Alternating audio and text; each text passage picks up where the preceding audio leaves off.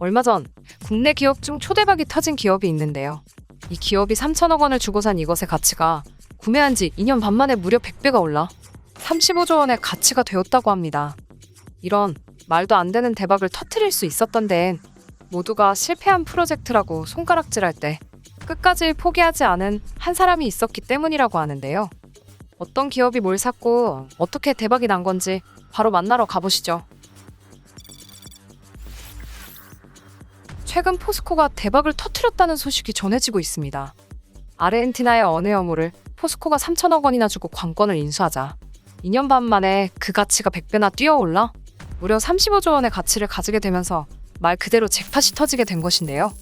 이 여무의 가치가 뛸 수 있었던 이유는 여무에서 리튬이온 2차전지의 핵심 소재인 인산 리튬을 추출할 수 있었기 때문입니다. 리튬 잭팟으로 인해 포스코의 리튬 개발 사업은 드디어 날개를 달고 날아가게 되었죠. 포스코가 리튬 개발을 시작하게 된 것은 지금으로부터 약 10년 전 홀로 리튬의 미래를 보았던 한 인물 덕분이었습니다. 그가 바로 권오준 포항산업과학 연구장이었죠. 과거 2009년 당시 그는 남들보다 한 발 빠르게 리튬 개발에 뛰어들었고 회장으로 취임한 이후 본격적으로 사업에 박차를 가했습니다. 그렇게 1년의 시간이 지나 2010년 여무에서 리튬을 채취하는 기술을 확보하면서 승승장구하나 싶었는데요. 하지만 정말 뜻하지 않은 큰 문제가 있었습니다. 그건 바로 우리나라에는 여무가 없다는 문제인 것이죠. 권 전 회장은 차선책으로 국내 폐전지 재활용 업체로부터 인산 리튬을 공급받으며 계속해서 여무를 찾아 헤매었습니다. 이때 폐전지를 계속 재활용해 리튬을 뽑아내면 안 되는 것인가란 생각을 하실 수도 있는데요. 인산 리튬을 추출해 탄산 리튬으로 전환하는 방법인 자연 증발식 리튬 추출법은 그 소요 시간이 평균 12개월에서 18개월이 걸려 경제성이 떨어진다고 합니다.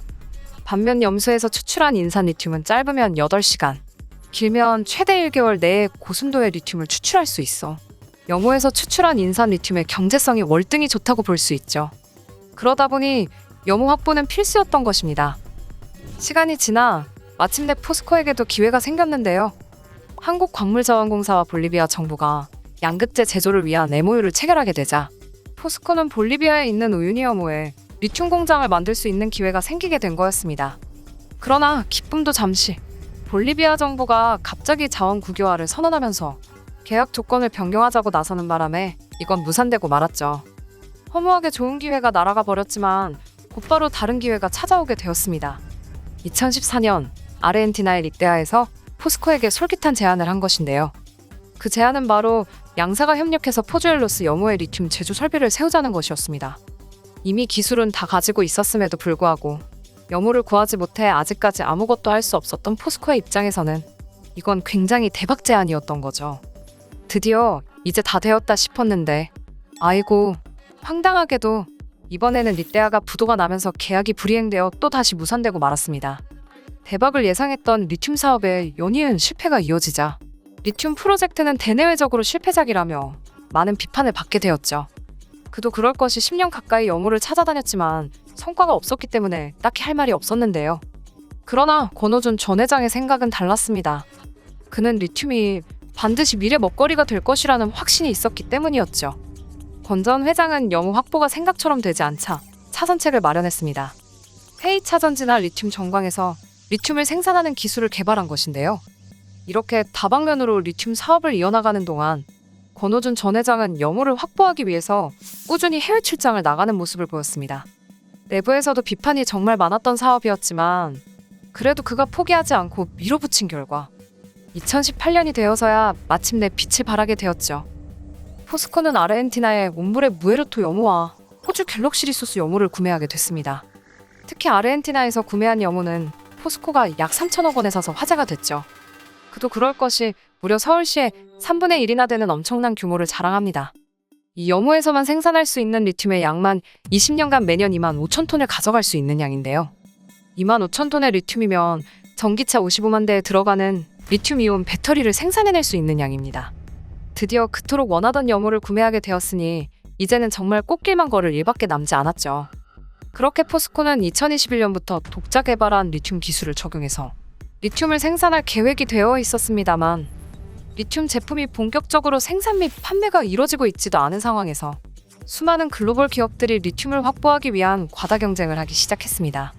그로 인해 리튬 가격이 폭락하게 되는 대참사가 일어나게 되었죠. 2017년 당시 리튬 1kg당 26,000원이었던 게 2020년이 되자 킬로당 약 6,600원까지 떨어지게 되었습니다. 심지어 이때 업계 소문으론 리튬의 가격이 하락 안정화에 접어들 것이라며 비관적인 전망이 나오기도 했죠. 10년이 넘도록 이 리튬 프로젝트에 집중한 포스코의 입장에서는 불안감에 빠져들 수밖에 없었습니다. 하지만 정말 극적이게도 기회는 다시 찾아왔습니다. 2021년 중국에서 신에너지차의 보급을 늘리자 전 세계적으로 리튬 수요가 폭등해 가격이 2배 이상 뛰는 현상이 나타난 것입니다. 또한 세계 전기차 시장도 급격하게 성장하면서 리튬의 가격이 계속 오를 거라는 새로운 전망이 나오게 되었죠. 행복 넘치는 소식은 이것뿐만이 아니었습니다. 2018년 포스코가 구매했던 영우에서 조사된 리튬의 매장량은 220만 톤이었기 때문에 포스코는 20년 동안 매년 25,000톤을 생산할 계획을 가지고 있었습니다. 그런데 2년이 지난 2020년 포스코가 다시 영우를 조사한 바에 따르면 리튬의 매장량이 인수 때보다 무려 6배가 많은 1,350만 톤이라는 결과가 나와버린 것인데요. 이 정도 양이면 전기차 배터리를 약 3억 7천만 대나 생산할 수 있을 만큼의 엄청난 양입니다. 그래서 포스코가 약 3천억 원에 구매했던 아르헨티나의 염호를 현재 시세를 적용해 제품을 생산 판매한다면 그 가치가 약 35조 원에 달할 것이라고 합니다. 심지어 리튬의 가격은 앞으로 계속 오를 것으로 전망하고 있으니 그야말로 엄청난 잭팟이 터진 것이죠. 부럽다. 권호준 전 회장의 말처럼 리튬은 우리의 미래 먹거리로 떠오르고 있습니다. 포스코는 2030년까지 세계 2차 전지 소재 점유율을 20% 이상까지 차지하겠다는 엄청난 포부를 밝혔는데요.